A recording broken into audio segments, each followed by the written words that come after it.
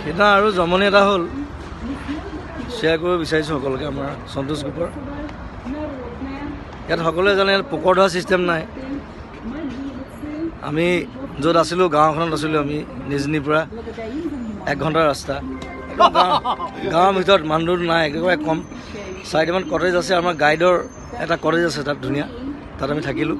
খোৱা বোৱা লৈ যাওঁ ইয়াৰ পৰা, তাতে খাওঁ।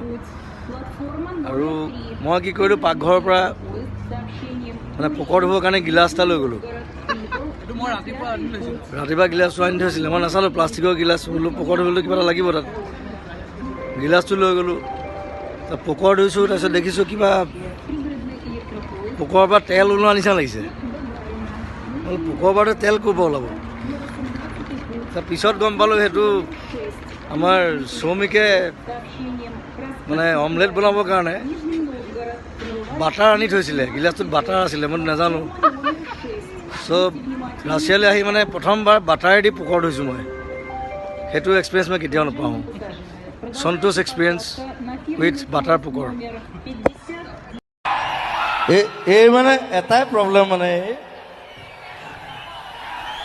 এই মানে পেণ্টটো বহুত ওপৰত পিন্ধে।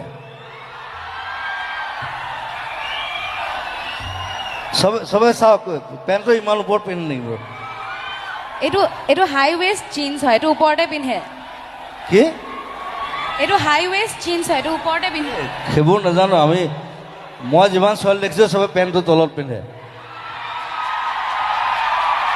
প্ৰথম তোক ছোৱালী দেখিলোঁ পেণ্টটো ওপৰত পিন্ধে, ইমান মানে পেটলৈকে পিন্ধে একদম।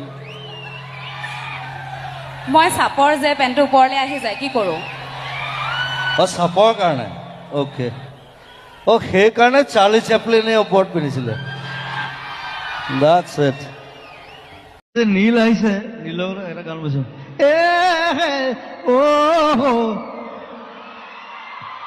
তাৰ চব গানবিলাক আজিকালি তেনেকুৱা হৈ গৈছে। এনেকুৱা গালি পাইছোঁ, চব গান তেনেকুৱা হ'ব নালাগে। মই আকৌ তাৰ এইটো গান ভাল পাওঁ, চুমা কিবা এটা গান, চুমা দিয়ে। ই মোক মানে ষ্টুডিঅ'ত মোক কৈছিলে, দাদা এইটো গান মই ৰিলিজ নকৰোঁ। বোলে কিয়? কৈছে কণ্ট্ৰভাৰ্চি হ'ব, চুম্মা বুলি গাইছোঁ। বোলে তই ৰিলিজ কৰ, যদি কোনোবা আহে মই প্ৰথম থিয় দিম তোৰ। ভাল লাগিল দেই।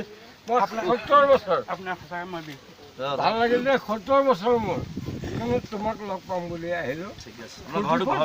মোৰ গাঁও বেচেৰা মুছলিম গাঁও। মোৰ নাম কমলা শইকীয়া। কোনফালে আছে? হস্পিটেলৰ ওচৰত কমলা শইকীয়া। আচ্ছা, তোমাক লগ পাম বুলি আহিলোঁ, কিন্তু খালোঁ, খৰচা হৈ গ'ল। আমাৰ সৈতে আছে জুবিন দা, যি নাগৰিকত্ব সংশোধনী বিধেয়কখন গৈ নাগৰিকত্ব সংশোধনী আনি হোৱাৰ পাছতো আজি হাৰ মানি থকা নাই, ওলাই আহিছে ঘৰৰ পৰা। জুবিন দা, কেব গুচি কে হ'ল, ইয়াৰ পিছত কি হ'ব এতিয়া? এইটো কেলা হ'ব। চেলফি আজিকালি আকৌ মুখখন জোঙাও কৰি দিয়ে নেকি? দাদা দুই এটাই তোমাৰ গালত এনেকৈ লগাই দিয়ে নহয়। দাদা পাউট কৰি দিয়কচোন। সেইটোও কয় নেকি? সেইটোও কয় কিছুমানে। প্ৰথম বোলো এইটো পাউটটো কি বস্তু, তাৰপিছত গম পালোঁ মুখখন জোঙা কৰি দিব লাগিব এনেকৈ। ইমান ধুনীয়া ছোৱালীজনী, মই বোলো হাতেৰে মাতি এনেকৈ উঠাম তাইক ষ্টেজত। এই কোন এইটো বৰটো, এইটো সেইফালে উঠাই দিছে।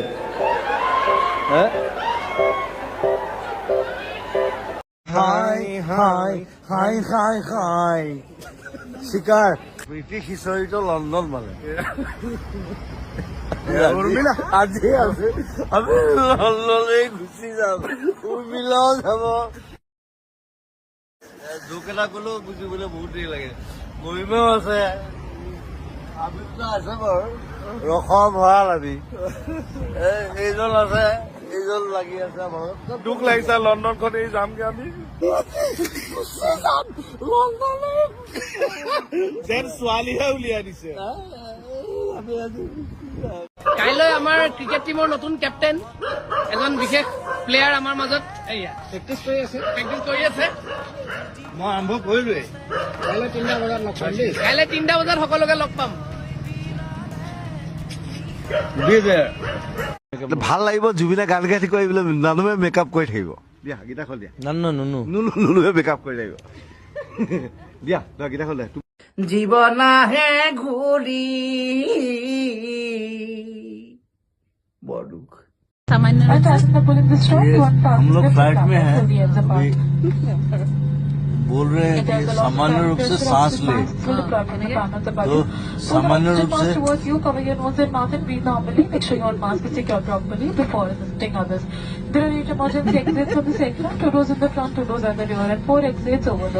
पूरा सांस मत ले আমি জানো যে জুবিন গাৰ্গে চিধা চিধি কথা কোৱা মানুহ যি মনত থাকে সেইটোৱে মুখত থাকে তেনেকৈ আপোনাৰ অনুৰাগীসকলে আপোনাৰ কথা জানে কিয় তেনেকুৱা কিবা এটা সিক্ৰেট আছে নেকি আপোনাৰ যিটো আপুনি আজি বাৰ্থডে দিনা ৰিভিল কৰিব বিচাৰিব সামথিং এনিথিং এনি কিবা বেলেগ ধৰণৰ যিটো মানুহে ভাবে যে হয় বুলি কিন্তু নহয় বা নহয় বুলি ভাবে হয় মই সদায় দুবাৰ হাগো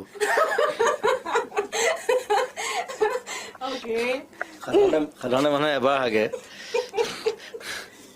মই সদায় দুবাৰ হাগো সেইটো হেল্ডি সেইটো মানে হেৰি মেডিকেলি ডেট ইজ হেল্ডি বুলি কয় মই শুই উঠাৰ পিছত এবাৰ হ'ব লাগিব আৰু ৰাতি এবাৰ হ'ব লাগিব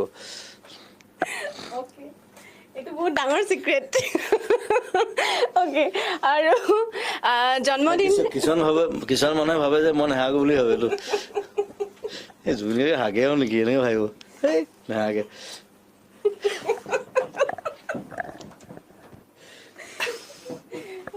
কিবা এটা লাইন এটা হ'ব নেকি মানে লাইন এটা গুণগুণাই যদি এটা লাইন গাই দিলে কিনো হ'ব এই মুহূৰ্তত মোৰ সৈতে জুবিন গাৰ্গ আছে আৰু এক নতুন ৰূপত দেখা গৈছে জুবিন গাৰ্গক এইটো কি আচলতে যিটো পিন্ধিছে কি হয় এইটো এচি পেণ্ট নেকি এচি হওক ডিচি হওক পেণ্ট আৰু ঢাক খাই আছে তই